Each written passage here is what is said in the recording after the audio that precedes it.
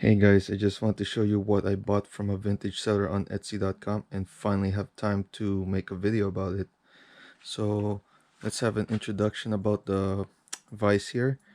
It's the RIDGID F-60 vise, which is also a combination pipe vise and a machinist vise. And it also has down here the E3 elevator.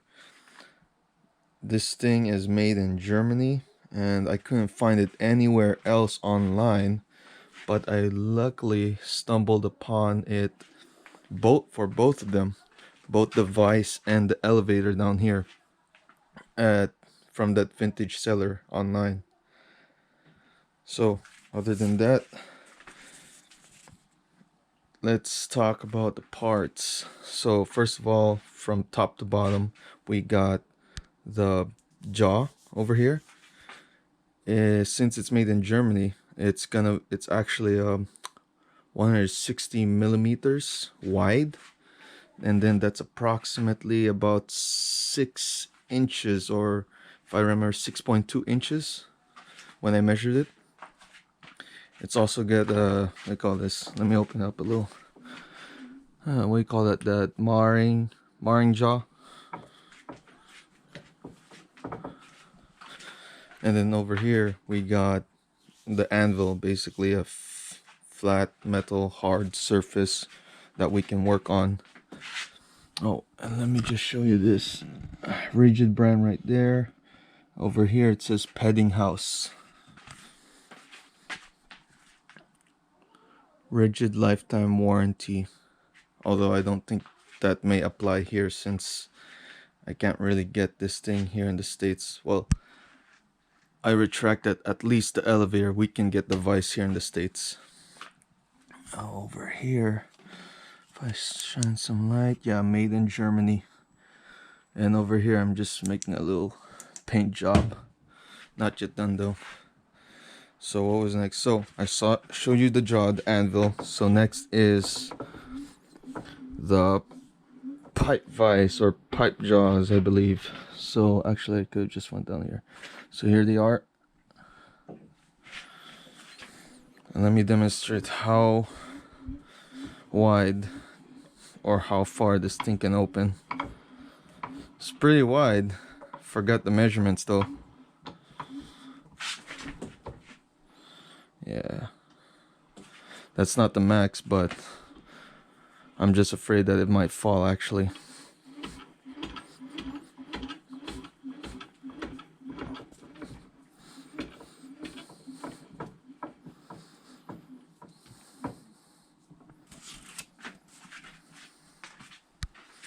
Okay, so and then we also have the handle, pretty basic.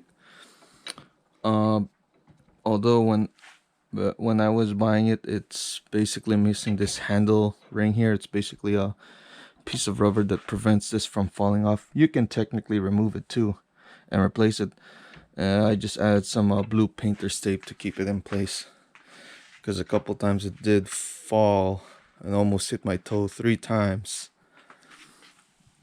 Next up is my favorite feature with this product or vise, is the E3 elevator. It's basically a lift for the vise. It also acts as a swivel base for the vise. And then when I was cleaning this and trying to install this, I found out that this thing has a sort of heavy duty spring in there.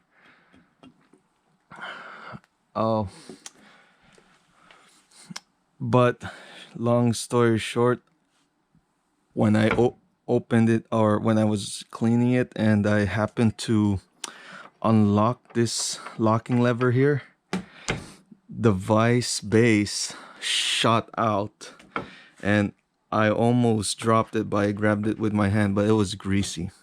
That aside, let's go move on to this part here. This is the locking handle basically.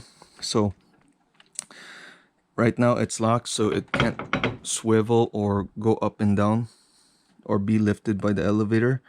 I just have to unlock it. So just like this, push down, and then now I can swivel it around now 360. But how I install this on this workbench, I can't really fully do that. But other than that, let me get to the point where I can lift this up. My favorite feature, really. Let me just set up the camera. There we go. So since it's unlocked, I can just lift it up. So because of that heavy duty spring, I don't really have to lift really hard. I can just gently lift it up and the spring will do it for me, really. But in terms of trying to bring it back down, I have to give it enough force. It says somewhere on the base approximately 30 kilograms. I'm not sure what that meant, but I'm assuming that's the amount of weight that it needs to be pressed down or kept in place. But other than that, that's about it. As for the parts and whatnot, now and how I installed this on my tool chest or workbench, Husky brand over here. Basically I had to remove this drawer, just this drawer, big long drawer, and I had to drill holes both for wood and metal. At first I just used metal, just a metal drill bit to drill the hole.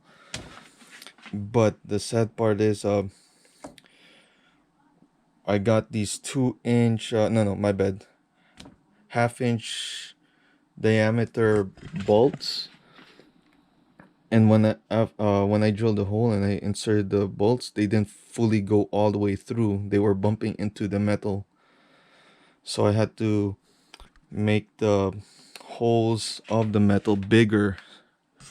Now I'm trying to remember how I did that actually. I can't really remember anymore, but I made them bigger, but now they're neatly seated. Perfect size, really, for the vise and whatnot. And then I added an extra piece of wood, sand it down, and use a router to make the edges smooth, just to add some beef, I guess, or meat to this. I don't know, I felt like it would be nice to have a little extra support, I guess. But other than that, that's about it for this video.